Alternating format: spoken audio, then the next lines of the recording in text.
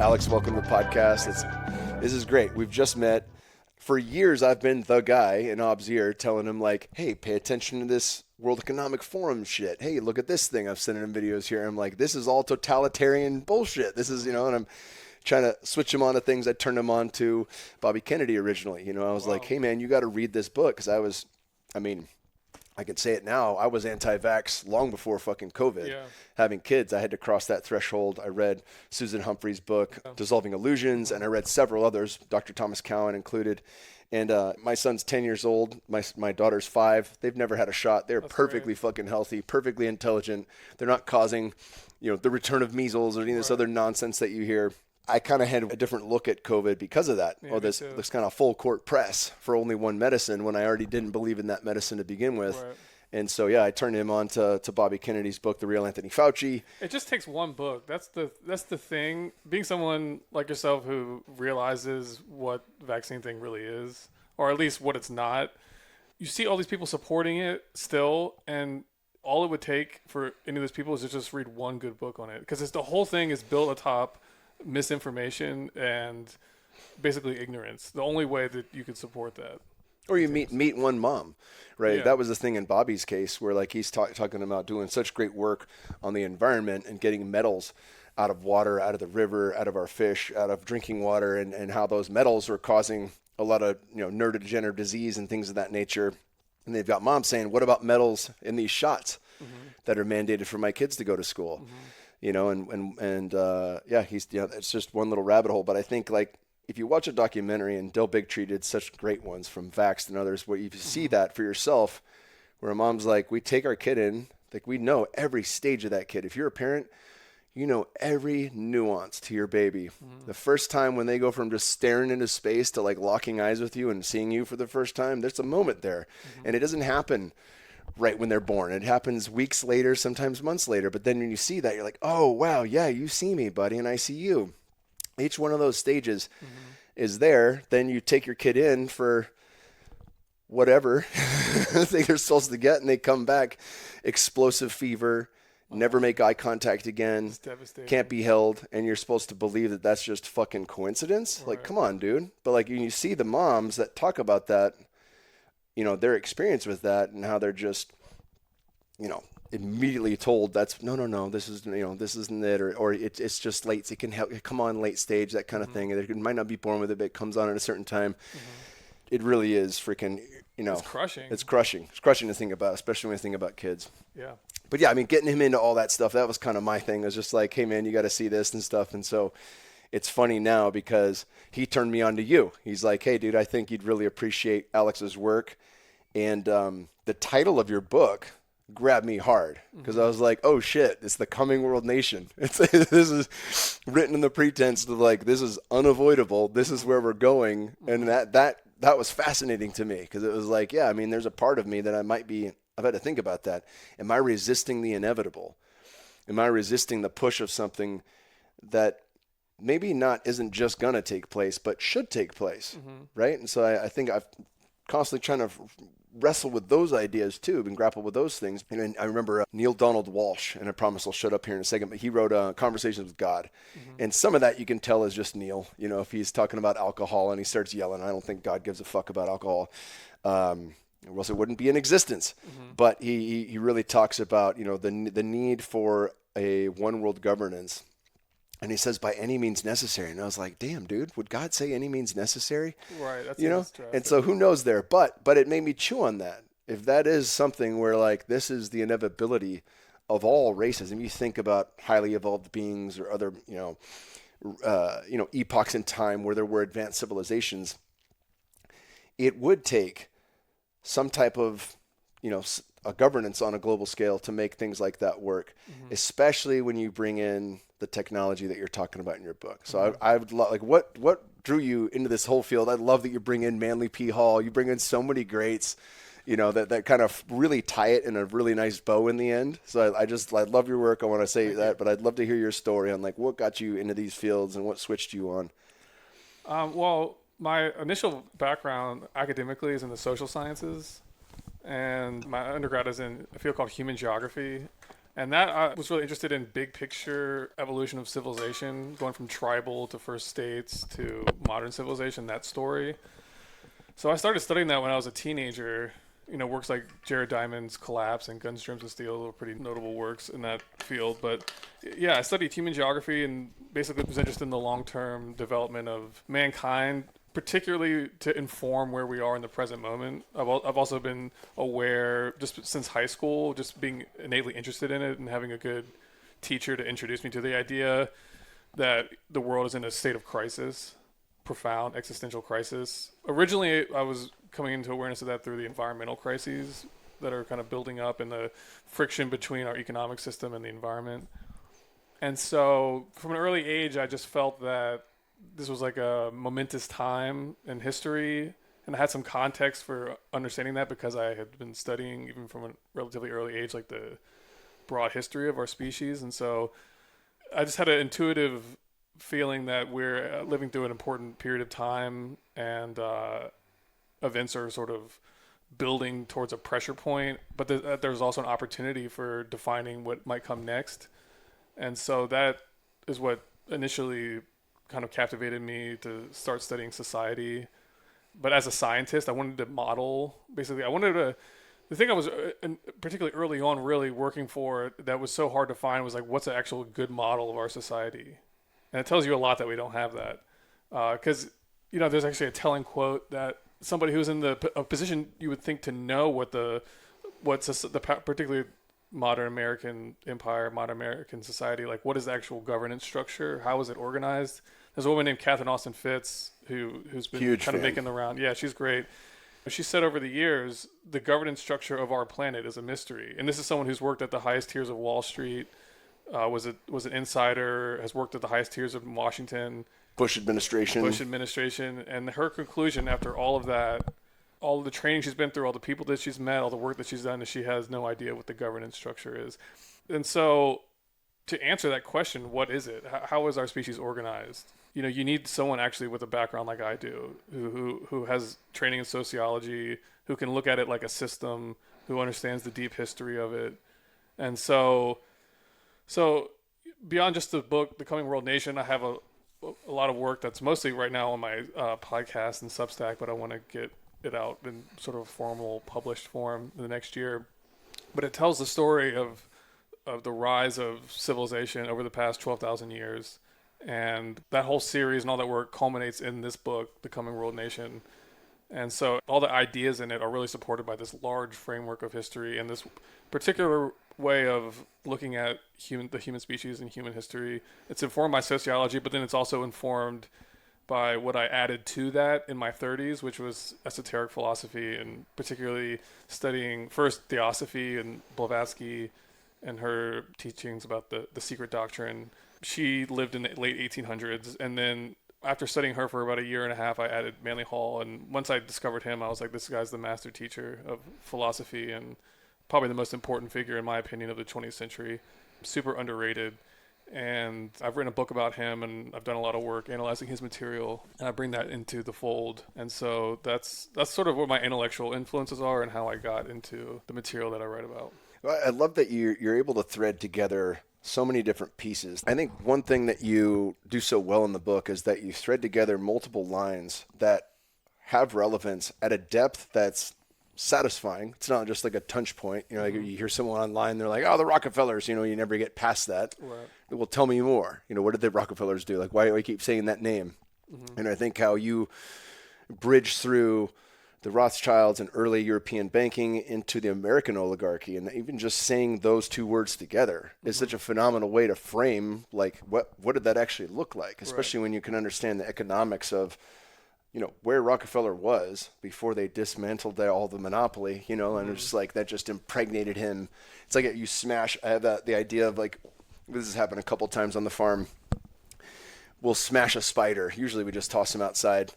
but there's been times like at the pool where I smash a spider going for my little girl, and it just explodes into 1,000 little babies just come out of it. You're like, oh, you know what I'm saying? Like, I think that's a fair analogy of what I'm with Rockefeller, right? Like, oh, you dismantle this monopoly and you just put him into every other piece that he could have gone into. You know? I mean, the monopoly was never really dismantled; it just legally took different shape, legally and financially became even more dynamic after that happened. But yeah, the story of the Rockefellers is very important to what I track in the book, which is the rise of the American empire. And that's the key narrative that is the simplest one, and I think the most important one, particularly for Americans to understand, is that there's a difference between the American nation state and the American empire. And, you know, the American nation state is the one that we're all taught about in school. It was founded in 1776 and, you know, has the three branches of government. And then what was amazing that happened almost immediately after the nation was founded is that there was the rise of the Industrial Revolution and the rise of the scientific age. And those things transformed society in a very fundamental way. And at the time when America was founded, we mostly think about it as a reaction against the crowns of Europe and the church. And so we think when America was established, it was the final victory over the European powers, the European way of life. But what's not included in that narrative that we're typically told is the financial powers in Europe that were existing at the time. And so at the time of the American Revolution, those financial powers, which had developed throughout the Middle Ages, going back to Venice in like the early Middle Ages, that financial network had wound its way across Europe and throned itself in Britain within the Bank of England, which is the first modern central bank. And that bank practiced a style of financial capitalism, which was later brought over to America in our Federal Reserve System. But the value of that system is that it is perfectly designed to run an empire. Financial capitalism is a model that is designed to expand and contract and consolidate. And that power structure and that model of capitalism was never successfully dealt with during the Revolution. And so what happened over the course of the 1800s, that whole century was just a nonstop assault on America by that European capital in order to try to bring its model into America and implant it. And so that is the underlying context by which the Civil War happened and a number of other events took place during the 1800s. So the 1800s becomes this critical period of time that most people don't know very much about at all. But in the story of like where we are today, I spent a lot of time in the book talking about the 19th century because it's such a pivotal thing. And if you can really grasp what happened then, you'll have a real basic structure in mind for how to analyze the 20th century and everything that happened, you know, from World War I, World War II, the Cold War. Everything that happened, the foundations of it were established in the 1900s. And a big driving factor was this relationship between the idealism of America and then this very cynical imperial mindset from Europe that kept trying to plant its way here. And there were several central banks that were established in the 1900s that didn't ultimately last. So the Federal Reserve was not the first instance of them trying to bring this central banking structure over to America. There were a couple others that didn't work beforehand, but then gradually they were able to gain the power by the early 1900s in order to push the system through. So that's like the starting point of understanding how the American empire rose, was this independent power structure that's not included in the design of the Constitution with the three branches of government. There's this fourth branch, which is the private financial capital.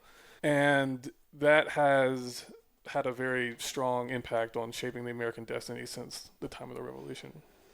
Yeah, you mentioned it perfectly. With the America that we're raised on, right? The freedom fighters, that gets kind of co-opted in the modern, you know, bring democracy to the rest of the world, you know, and instead of us worrying about petrodollars and how this actually is going down, it's like, no, we're going to liberate these countries and bring them democracy and install a good government. And you read like Real Confessions of an Economic Hitman, fantastic book, opened me up to a lot.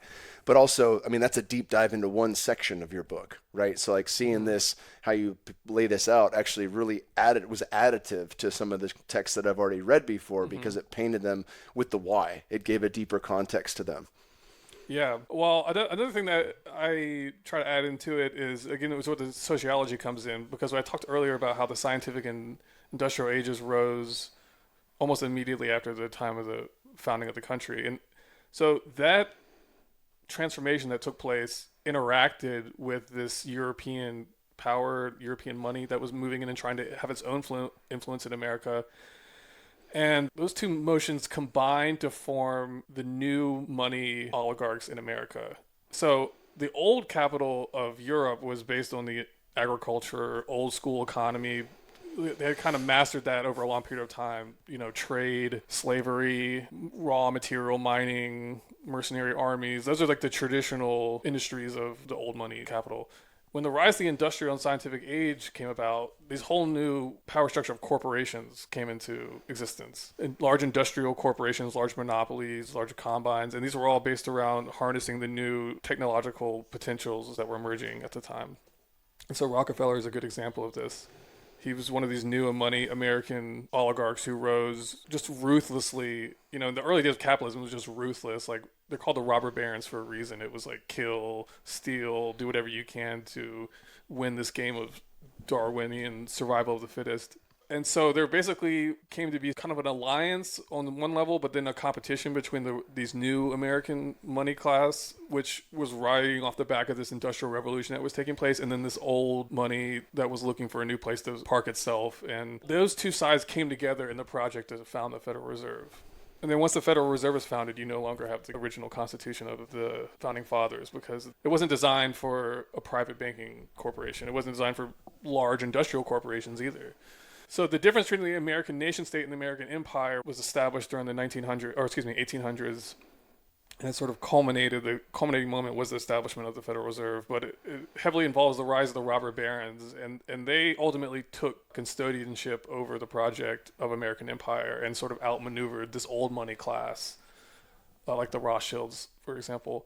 So the Americans, like first J.P. Morgan and then John D. Rockefeller, became the stewards of this American imperial project, and their psychology got woven into the society that we have at a very fundamental level, almost at a level of impact that the Constitution and all that stuff has, because a big part of our governance system are this network of private interests that own and control so many of our resources. So that's part of our governance system that's not included in the Constitution, and those small group of oligarchs define so much of what the behavior and outcomes of American life have been over the past 150 years. Yeah, it's wild to see. And when you paint that background and then you continue down, where did we go from there, right? So I'm thinking about a couple things that happen in parallel, and I want to dive into the energy tech, because I think this is a huge piece of the equation that also leads us to the hopeful ending that we hope will be the case, right? And also explains the UFO phenomenon so much better than the bullshit psyop drip that we've been getting for the last however long, right? So I love what you did there, and we'll weave that in too. Yeah. But just in terms of like how, the control, they did have to monopolize the control over oil, right? And so that makes sense. You think about different energy tech that's kind of come along and been swept under the water car, right? But like how these things that potentially might have been using different forms of energy tech or even tapping into ethereal energy were swept under the rug. I like the context of the timing, right? And that becomes a central theme that really gets woven into a greater understanding in the end. But I don't know if it's something, I have right here, the Yugas from Joseph Siebel and David Schmeilitz. I'll mess that up. The Yugas, right? And that's basically on the teachings of Sri Yukteswar. I think you mentioned a different really good book on the subject as well. Yeah. I do talk about the Yugas. Let's circle back around to that, because that opens up a whole nother plane. Okay. But let me touch on the technology part of it. So in the book, the first third of the book, I tell a story that we were just talking about the rise of oligarchy in America and how America basically got re-engineered to become a global extractive empire. And it began to exhibit this behavior in the 1890s roundabouts, which is when the robber barons really consolidated their control over the country and their power base.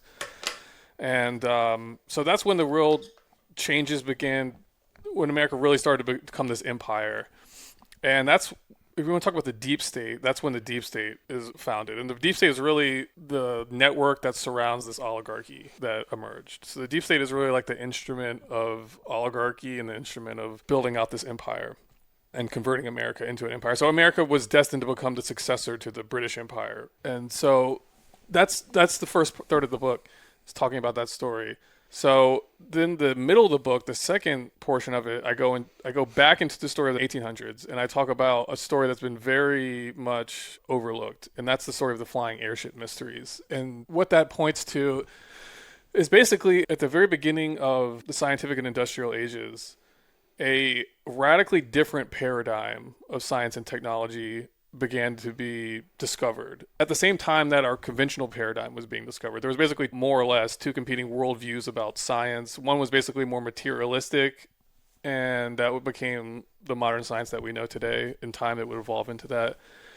But then there was another section that you never hear about, and for good reason, because this is basically what became a classified system of science and physics and engineering. It's been classified for a long time, but it started developing in the 1800s, and you can see reference to it in the books of that period, in the scientific books. There was this reference to the notion of the ether, the luminiferous ether, and that really represents the idea that space is a universal field of energy that can be harnessed through different electromagnetic techniques.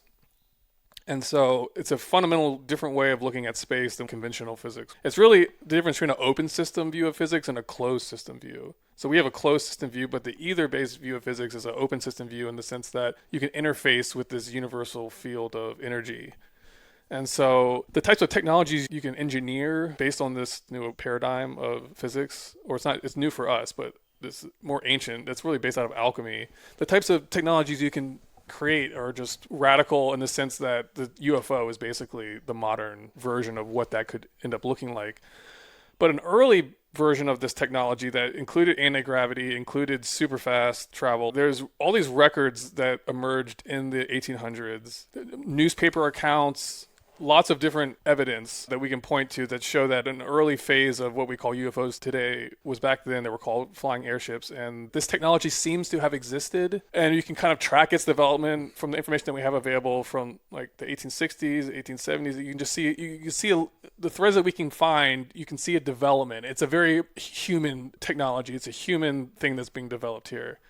And that's clear from the literature. And then right around about 1897, it basically disappears. Alongside this, you have the emergence of Tesla, who wasn't part of these societies, but was working with similar ideas. He was definitely working with the ether and was out to design technologies based upon this alternative paradigm of physics. His career basically gets shut down around about the same time, early 1900, the first, like 1904, roundabouts, that's when that happened. And then you also see this whole paradigm of the ether start to get written out of the physics books and replaced with Einstein general relativity, which is, the closed system version of physics. And all these things are taking place right at the same time that the American empire is starting to form. But as the American empire is forming, there's never a reference to this deeper breakthroughs. So what I hypothesize in the book is that when the American deep state and the American oligarchy started maneuvering the nation towards empire, beneath the surface of this, or in the shadow of this, a secondary movement or emergence took place. And this is the formation of a governance entity or an institution of some type that emerged to consolidate and monopolize all work in this field of etheric energy. And so this becomes a hidden governance institution that's even beyond the deep state. And what we call the deep state that is running the empire, that deep state isn't even aware of this secret, this additional layer, this underground layer. So in modern times, that underground layer is the Black Project's underworld, and it heavily interfaces with this UFO mystery. And the leaking or the gradual, like, limited hangout of this UFO story that we're getting today, when that you pull that thread all the way, where that goes ultimately is not the revelation of extraterrestrials, but it's the revelation of this whole secret underground aspect of human existence that has taken place. It's almost like a separate caste system that has been working with these technologies. And then the last half of the book, having set up this basic threefold thing where we have this overt government, we have the deep state, and then we have what I call the Technocratic Superstate, which is this secret Black Projects entity. I think the story of the 20th century and going up to today, that story has to be told in reference to these three parallel lines. There's the overt, there's the deep state that's in charge of the empire, and then there's the secret Black Projects world. And so that's what I look at in the book. Having set up these three different planes, I then tell the story of American history for the past 150 years with each of these levels built out and weaving them together. And I spent a lot of time on World War II and show how that World War II really can only be understood when you factor in this dynamic situation, because each of these different levels had their own interests and involvement in World War II and in what came afterwards. So that's how I approach this analysis of American empire that I give in the book. Yeah, I love it. And it starts to make, it does make a lot of sense when you consider the potential power of that. And I think you mentioned, Tesla's quote talking about, like, if we understood the fullness of etheric energy, we could potentially, shrink the planet, grow the planet, right. move ourselves closer in proximity to the sun. Like, you'd have that level of it's godlike power, right? And so, like, when one recognizes that and the potential's there, a lot of people that supposedly worked in the Manhattan Project had to come to terms with what they were creating because of the fact that they knew what it could mean, right? So take a power greater than that. It makes sense that if you were altruistic, if you did care about the species going on, the survival of the planet, that you would want to consolidate and make sure that that's a lesser known thing. Like, hey, let's take this, let's continue to work on this, right, but let's not make this a known thing. Yeah, the secrecy is justified in this case. That's what I argue in the book. The secrecy that this institution adopted towards this pattern of science was warranted, I think, given what you were just saying. And given some of the things that Tesla said about the nature of this new paradigm, that it's like it can bestow everything, but it could also take everything away if you misuse it. So my theory is that at the time that this institution was founded, again, I call it the Technocratic Superstate. At the time that this institution was founded, there was already this motion of empire and this oligarchical structure, sort of transatlantic oligarchy that had moved into America and was a major power center. This is the Gilded Age. So when all this was first happening. And so that was a reality that this institution, which originally probably operated something like a secret society, it would have had to deal with. And so the dynamic that it would have had to have managed is that it would have to develop a vision for what type of governance could work. So just going back to deconstruct what I think the mindset was of whatever organization or institution emerged in the late 1800s to take control of this paradigm and basically serve as the custodian of it for what its destiny will be. I think one thing it definitely said was we have to keep this out of the hands of both the general public, which is not ready to deal with this, and the power structures of the day, which is this oligarchy. And so it basically, I think it functions a lot like a think tank. And I think part of the think tank was working on further developing the ideas, furthering the research, and then a large part of it, out of necessity, would have had to adopt a position of almost social engineering, like tactically maneuvering both the outer society and the power structures, which was already sort of pushing towards a destiny of empire. It was going to have to work within that in order to set up its own system of government, which eventually, once it's set up, only then could it reveal the technologies. And I think with that idea in mind, I think ultimately, where does the UFO thing go? It goes towards the revelation of this technology and this hidden governance institution and heralds a total radical transformation of our governance. But the requirements of the system of government that would have to be put in place is global. It have to be global in nature.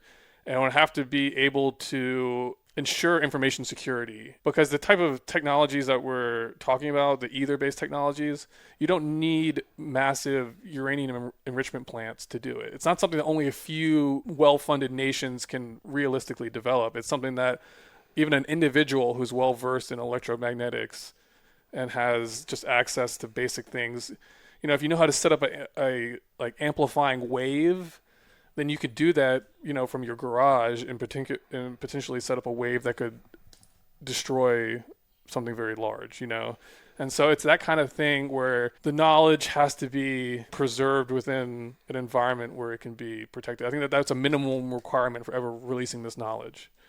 And so if you keep that in mind, this basic dynamic that we're talking about, it really changes the way you look at the past 100 years of history, and it also informs why change isn't so easily had. So it's also a way of, this whole framework is a way of understanding the environment that we exist in today, politically. Yeah, absolutely. Yeah, it makes a lot of sense out of the timing of, like, if this is, I think about Roswell, or, I was big into Bob Lazar, and regardless of, like, aliens in the spacecraft or not, which you, I think, handle perfectly, and it makes a lot of sense in the way you speak about that, which maybe we can break down next. But just the idea of Area 51 and the idea that we've been reverse engineering things like that. It's like, well, surely we would have come up with things that already, that could be usable. And surely we keep having sightings, and seeing different things, from the floating cigar to the Tic Tac to the, triangular to the flying saucer, like all these things I've seen personally. Only one time. It was a ball of white light, but it moved in a way that I couldn't fucking explain. It was not normally moving the way physics were. It was 13 guys. 8 of us were on mushrooms. 4 of us were not. Actually, 4 were on mushrooms. 8 were not. And my coach. All 13 of us saw the damn thing. All of us saw it moving, and then, and I was like, I can't explain that. Only one time in my life, but it was like embedded. The memory's embedded because it wasn't. Nothing moves like that. So yeah, I don't know. I like Greer in his approach in that, some of the things that he brings up actually resonate and make sense, i.e., the slow drip of UFO stuff is to push us towards a new world order, right? It's to push us into like Independence Day. Maybe one day we'll all have to lock arm in arm, nation and nation, so that way we bow to the fact that we're one species on one planet, and we have to honor, the fact that if we don't come together, we could be squashed by a greater civilization.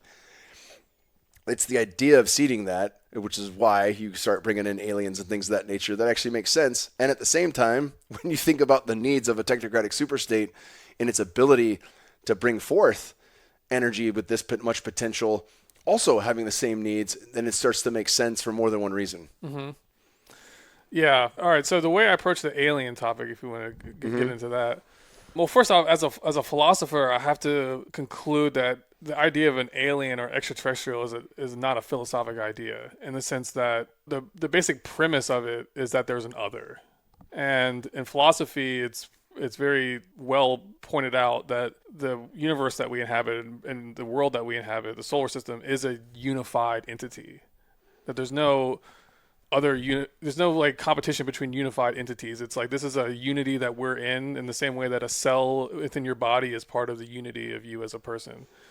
And so all of the mysteries of UFO phenomenon, alien question, all that stuff has to be, taking a philosophical perspective, you have to ground all that, being like, okay, the basic starting point here is unity. And then you unwind from that. But there's no really way you can define an ontology of what extraterrestrials could be that is satisfying to the basic ideas of philosophy or the basic disciplines of it. So if you keep that in mind, that would imply that the attempt to make it look alien or extraterrestrial is a deliberate attempt to mask. And that's my ultimate conclusion about the matter is that it's an attempt to mask, but there's also archetypal elements into it as well.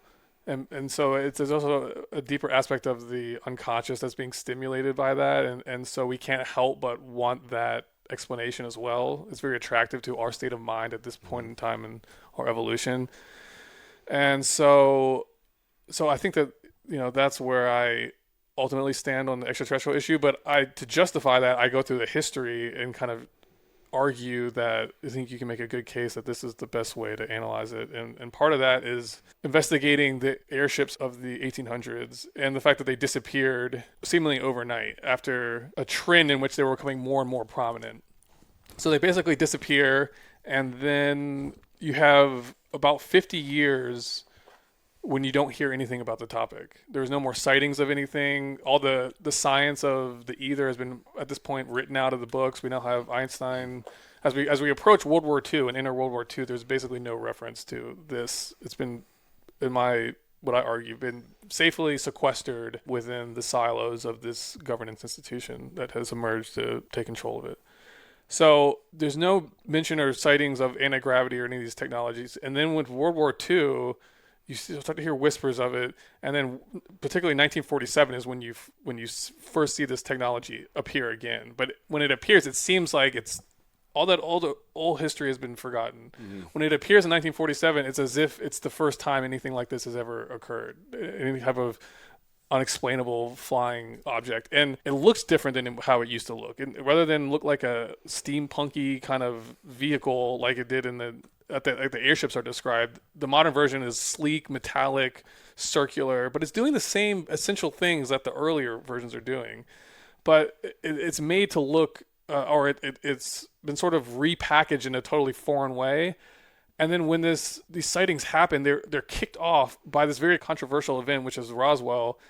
And the Roswell event is deliberately, it's like one of those events that you can, as soon as you go into it, you immediately realize there's a conspiracy going on. And there's nothing natural about this event. Yeah. That wasn't just a cover up of an authentic event. It was a false flag, essentially.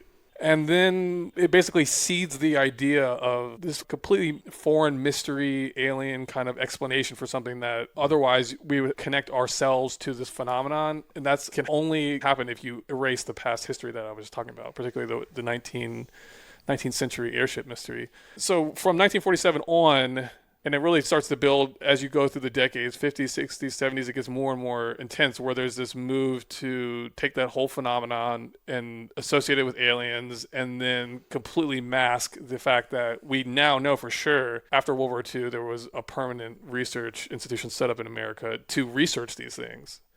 So you see, by offering the alien explanation with the reverse engineering kind of a concept, you've distanced yourself entirely from not only the actual history, but the actual science behind it and its connection ultimately to alchemy, which is where the ether concept comes from. So this whole story is completely masked away. But as we were saying several minutes ago, the need for secrecy is actually legitimate for this technology. And so this is how I think the secrecy was established, was with this layer of alien explanation kind of put on top.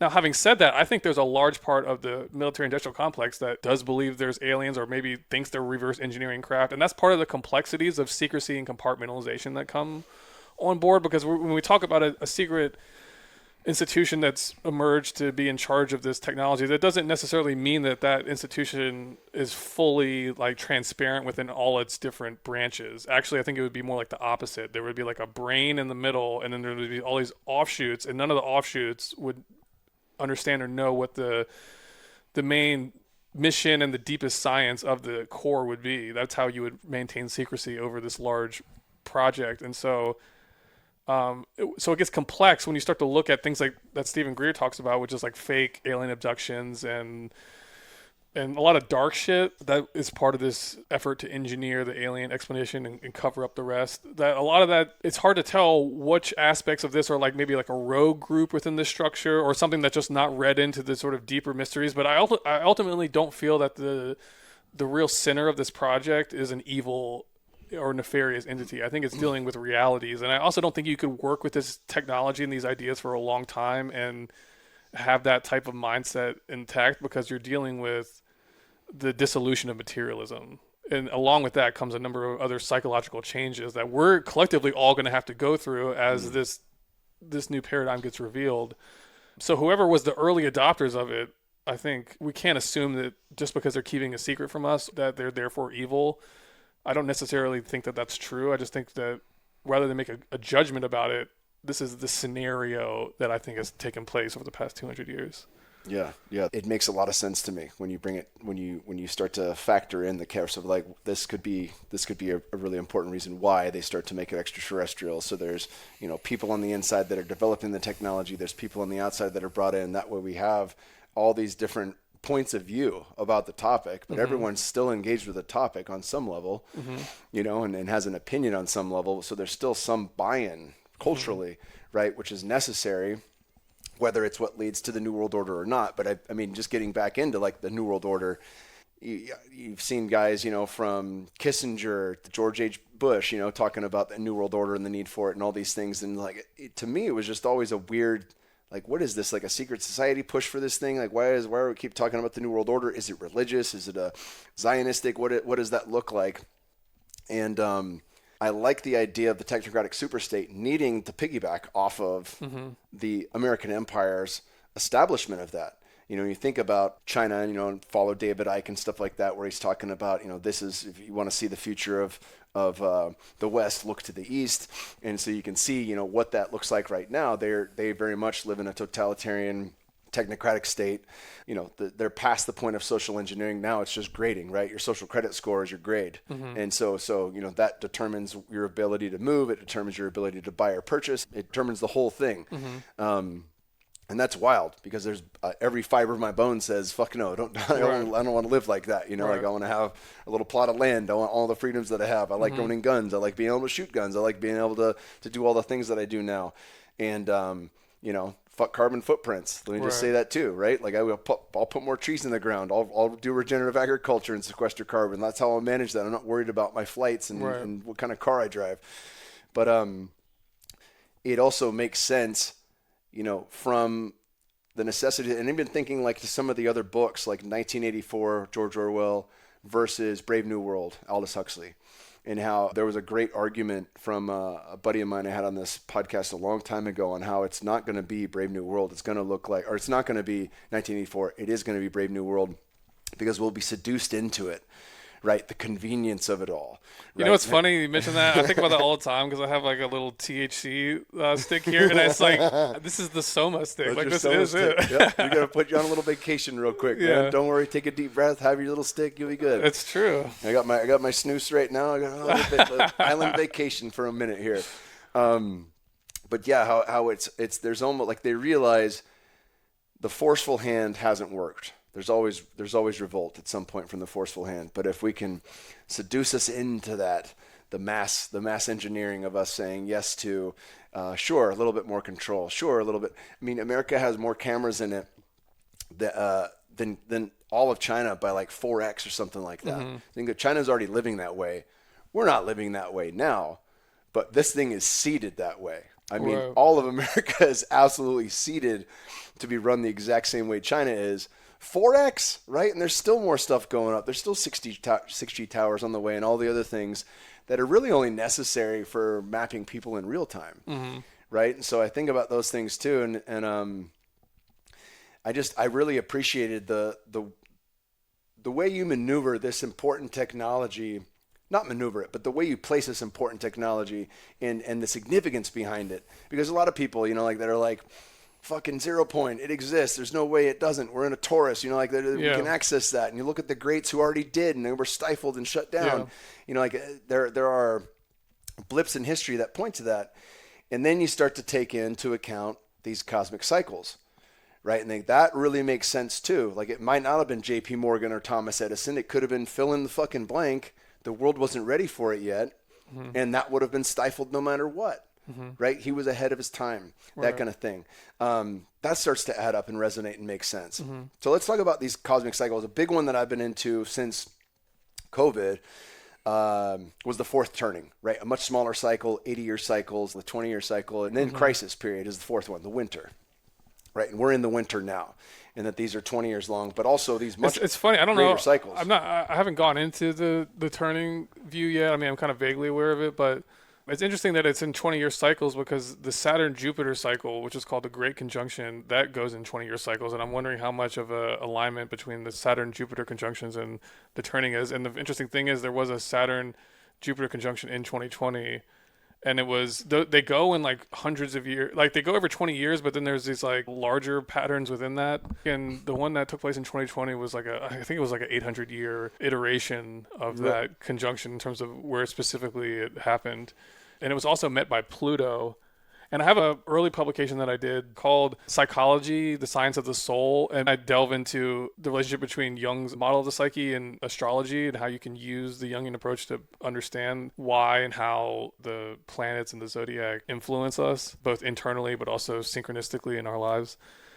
And then I do an analysis of 2020. And I look at the conjunctions that took place. And I said, these are the archetypal elements that we would expect to be brought out during this alignment. And it's everything that happened in 2020. Wow. Basically, the central theme is like the fight with the shadow or the surfacing of the shadow. And so much of what happened in COVID in all these different ways was involved with that process. But yeah, I think that this idea of time cycles and the whole subject of Jungian psychology and astrology in general, all that stuff opens up the understanding of the role that the collective plays in relation to the individual. The collective has a life of its own and has dynamics of its own. And just like each individual has a life of its own and dynamics of its own. But it's the relationship between the collective and the individual that is really the thing that drives society. Human life is not just 8 billion individuals. It's 8 billion individuals always adhered to a collective. So that's what the collective unconscious is about. It's about every human has their own focused psychological perspective and experience, but we're all part of this field. Again, this also goes into the idea of the ether, because the ether explains how this is the case, but all of us psychologically are tethered into a common, basically like mother system. And that is the collective unconscious. That's what Jung called it. But it's the world soul in philosophy. So why I called the book The World Nation. The World Nation for me is like the ideal or the archetype of what a governance system is that is premised upon the world soul. And so the optimization of each individual within society is part of the optimization of the society as a collective entity, which is the world soul. And so that's where all this stuff leads to, because the ether opens up the understanding of the universal. So it's not just a change in technology that we're talking about and even social organization, but it's a fundamental change in our worldview. And my central premise across all my work is that philosophy is the institution ideally suited to serve as a custodian of this new paradigm that we're entering into. And so what we're the most greatly in need of in our society is a philosophical renaissance, which I think in the early stages will come as a type of intellectual movement.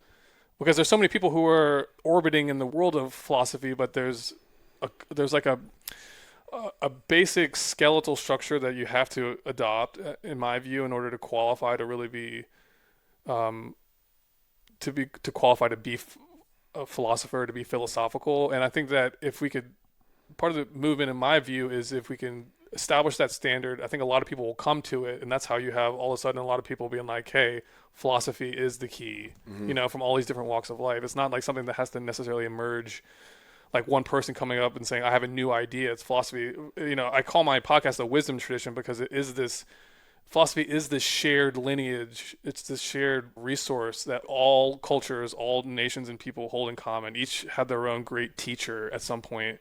And so that's the thing that we desperately need is a clarification of what exactly philosophy is and why it's important and how we have to incorporate it and embrace it in what we're doing in order to course correct. Yeah, I think Gaffney words it a little differently, but he talks about the need for a new story of humanity, right? That's based in values, that's based in our own agreed upon understanding, right? And he talks a bit about, the role mate, whole mate, or role mate, soulmate, whole mate. You have your role mate, this is what I do, this is what you do, this is how we work together. Soulmate is we're one step beyond that. We know we're working on operating on a deeper level. And whole mate is where I can stand arm in arm, not just with my partner, but with my tribe, and view the horizon and see a shared view and a shared understanding of how we approach what's coming next, right? And I think values allow us to do that. Having the philosophical foundation, that which we can all agree upon, then gives us a premise to work together in ways that we haven't been able to in the past. Yeah, exactly right. And for me, the next step, what I want to do is create a nonprofit that's based on fulfilling that mission. So that's my goal for the next year, ultimately I'd like it to be like a philosophy-based think tank. That's sort of based on advanced application of these ideas of philosophy in various targeted areas like AI or whatever. So that's what I ultimately like it to be. But in the initial stages, I see the mandate is to train world leaders or social leaders, current and future, in different areas of society in the core worldview and outlook and vision of philosophy. And philosophy is not just about intellectual stuff, but it incorporates the health, it incorporates the meditation, it incorporates all the stuff that you guys are doing as like the disciplines of philosophy, and then it does have an intellectual component to it.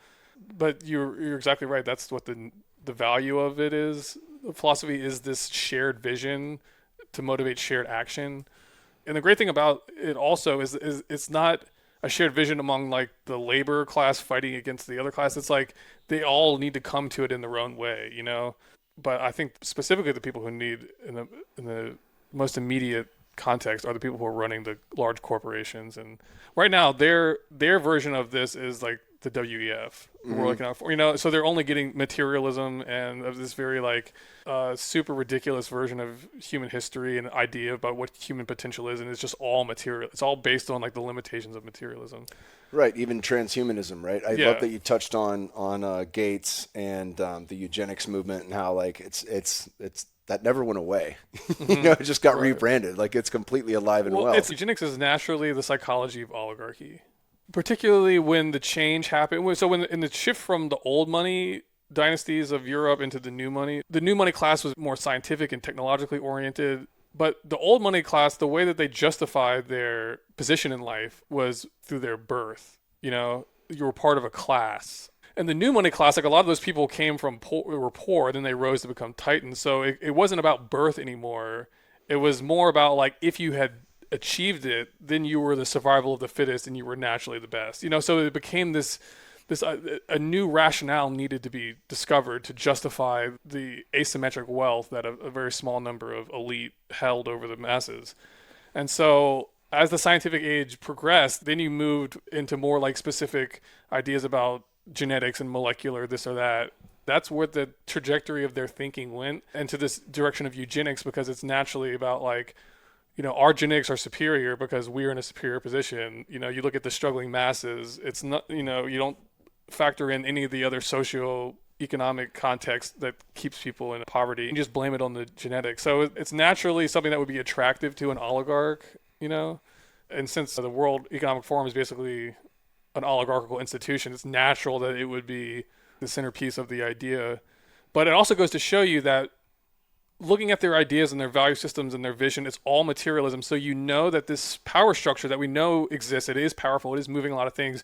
We know that it's categorically different and separate from whatever's running the UFO program, So that tells us a lot, actually, the behavior of the World Economic Forum and everything that happened during COVID, because it's all steeped in this doctrine of scientific materialism, which you can pick apart, and all the vaccine people have done that. But that something else exists that is not identical to this power structure. Yeah. And that it just makes it more dynamic and complex in terms of analyzing. It opens up a door for maybe optimism or something beyond just the outright pessimism of many people who are becoming aware of this shadow government in terms of the deep state and this oligarchy and this mindset. It seems hopeless, that we're up against that. But when you add in there's a third thing, that makes it more interesting and more dynamic in terms of, maybe the inevitable result of globalization or technocracy isn't necessarily the Chinese model moving into the whole world, because that is itself premised upon this materialistic paradigm of science and technology that's closed system. So when you have the open system element, you don't know what it'll look like. We have no idea what it'll look like. Yeah, that's something that I really love too. Just thinking about having kids and trying to describe to them what life was like. There's some good Instagram channels that'll show a clip. This is what a 90s kid, day looked like. This is what an 80s kid day looked like. It just goes back, takes you little generation by generation. They're done really well. But trying to explain to somebody, they're just used to having a computer in their hands. My kids don't have cell phones. They don't get iPads or nothing like that. They're allowed to do some schoolwork on an iPad. We might watch a movie once a week or something. But if they see me on the phone, that's just a natural thing to them. They're born with it, right? This was plugged into a wall, and all it could do is call someone, and it didn't have the internet. It didn't have a computer, and they're trying to backtrack and think of all these things that are going to happen. And it's what we've seen in our lifetime was rapid, but what they're going to see in their lifetime will put that to fucking shame. It's going to be so much more rapid when we consider AI, when we consider quantum computing, and especially when we consider the type of energy tech that you're talking about. Yeah. Right, there's no way to imagine it. No. But I do have big hopes and prayers that is the case. And if you consider, reading the Yugas and diving into some of the Greek philosophers around, the iron, they used, iron, bronze, silver, gold, entering into an energy age, which also, backtrack it, this looks like we're entering into an energy age right now, right? All the technological advancements, even from Industrial Revolution to now, have been massive. That shift is already taking place. Why all the crummy humans fighting over shit? Well, because we're still in the Kali Yuga, right? There's still a power struggle that's innate, that's an ego, that's in shadow, right? That needs to be worked through in order to fully move out of this thing and into the next. And what lies in the next is unimaginable, but it's also a complete jump, not only for us from a technological standpoint, but for us as a species. Mm-hmm. It was really rad to think of it that way. It gives me a lot of hope. The time cycles. Yeah, you wouldn't talk about that. I didn't necessarily mention it, but maybe we'll go into that now. But the time cycles. When I mentioned the idea of the collective, that becomes key, because when you start factoring these idea of large scale time cycles, one of the things it emphasizes is that it's the collective evolving, and that as the collective evolves, the individual cells within that collective, which is each of us, we have our own evolutionary journey within the context of this collective. But when you look at the great ages of civilization, like the Bronze Age, moving into the Axial Age, and moving into the Middle Ages, these are great shifts that are taking place within the collective. And those collective shifts, they're larger, they're bigger than any one individual. No one has the impact necessarily to change these large ages. And it also tells us something about human will, free will, and human agency, in the sense that we typically look at history as the idea as these great pioneers who it was because of this person that this event took place. But when you start looking at things in terms of time cycles and the collective soul, it's really like a person is born, depending on what their karma is or what their individual destiny is, a person might be born into the world fated to fulfill this kind of destiny, either good or bad, depending on what their karma is. And I think that, looking at just the people in the world today, it's like a lot of the people want to resort to othering when you see the behavior of some of our leaders, which I can understand, but it's all part of unity. So it's all one thing. It's all one consciousness, dynamically in meditation with itself, this world that we live in. And so therefore there is no ultimate other. Actually, same thing with the alien thing or anybody you want to other and say that, well, that person's demonically possessed or that person's Satan or whatever. It's like all this is existing within a dynamic concept of unity. And so there's something else going on to explain the nature of good and evil that we need to resort to. And that's one of the things I found interesting in Aubrey's book, is his attempt and his unique way of looking at the nature of good and evil, and how it's not as simple as you need to reject all evil and only be good, because there's something more interesting. There's something in the evil that is being presented to you to assimilate in some way, There's some lesson there. Yeah. In that journey and the adventure in relation to this adversary. And so the idea of time cycles is actually in a lot of ways based on the idea of microcosm and macrocosm. It's basically, that the world as a whole will go through an adolescence. It will go through a phase of childhood. It will go towards maturity. And the idea in philosophy, Plato gets into this, Manly Hall talks a lot about it, but the idea of Atlantis, which represents a previous, it's not just a lost civilization, but it's a previous cycle. It's a previous age of human development. The human was in a slightly different form in that age. We had a different psychology. It was more psychic, but also more towards the collective unconscious. Also, the caste system was much stronger back then. There's a sense of personal identity, things that we take for granted today, was lacking in that earlier time. And there's also this idea of paternalism. It was a highly paternalistic type of society in which there were these giants of thought and mind, which were the ones who were really responsible for building the Great Pyramids. It was a relatively elite group within the old Atlantean civilization. The majority of people were in a relatively childlike state. And so those people were us, actually. And the fall of Atlantis represents the moving from that childlike paternalism and that order of our history, now reincarnating into a dynamic where gradually that paternalistic order collapses. And that's the story of 10,000 years going up to the fall of classical civilization, the fall of pagan civilization. That was all part of an order that came down from Atlantis in fits and stages through like the collapse of Bronze Age civilization and classical civilization of Greece and Rome and all. Like that was gradually dying so that a new age could be born. And the new age is one that we have to create through our own growth. We have to demonstrate our own growth out of this primordial paternalistic age of Atlantis. And so, yeah, that's the basic entry into the time cycles. So I talk about this in the beginning and the conclusion of the book, this idea of time cycles, because it frames very accurately the circumstance of American empire and all of this. So talk about the Yuga cycle. We're now at the very end of the Kali Yuga. And so the Kali Yuga subcycle is, the ending of it is associated with the time of great transformation, where it's like the shadow, the collective shadow and the negative karma that we accumulated through this age of ignorance and darkness, spiritually speaking, comes to a head in almost like a concentrated form, almost like a collective death rebirth ritual that is part of this. And then after that, you hit the lowest point of the cycle is now you've gone through it, and now you're on the upward swing. And so that's the backdrop of all this that we're going on, and that tells you that there is a rebirth on the other side. Yeah, rebirth that's near to come, and I like the fact. I mean, it just feels good. Even just imagining being on the ascending, we're going 6 to midnight, not I know, because it feels very much like the story of history has been going from midnight to 6, And, Absolutely. And it's you can feel that just going online and going to Instagram. It's just nonstop cynicism, which you understand it's warranted. But what isn't there is the vision of the other side. So we're gaining an understanding of the shadow aspect of our governance and our society and of ourselves. We're seeing it manifest in all these different ways, and a lot of times personally in our own lives, we're seeing that confrontation with the shadows being driven by these larger cosmic forces and larger cosmic cycles. So we're able to more and more articulate and be aware of the shadow, but we're not understanding that the shadow actually is the negative aspect of an archetype that has a light aspect to it as well. So the book, global government, the way it's been taking place because of this compartmentalization and secrecy, we only really see the empire aspect of it. And so that's the shadow aspect. And so we're becoming more and more aware of the domineering elements of the American empire and how disastrous that has been for us, our species, and how bad it is for our lives today. So we're aware of that, and we definitely want change from it. But the only way we can get change is if we move to the next step, which is the vision part, because the change is only going to come from people coming together and working together according to a shared vision.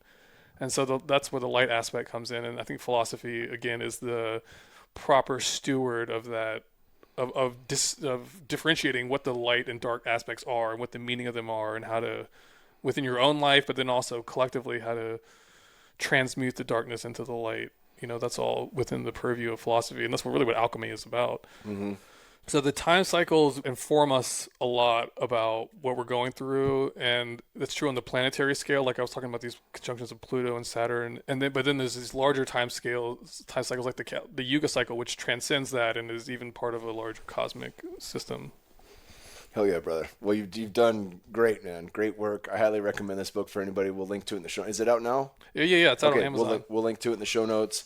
I'll link to your Substack as well, and Great. your podcast. If you want to just send me one of your favorite podcasts that you've done, we'll throw that in the show notes as well. Sure. Yeah. And I look forward to continuing the conversation, brother, as this goes on. This is awesome. Absolutely. Thank you for putting all of your energy and efforts into writing this. It's been great Thanks reading. for having me, man. Absolutely, brother.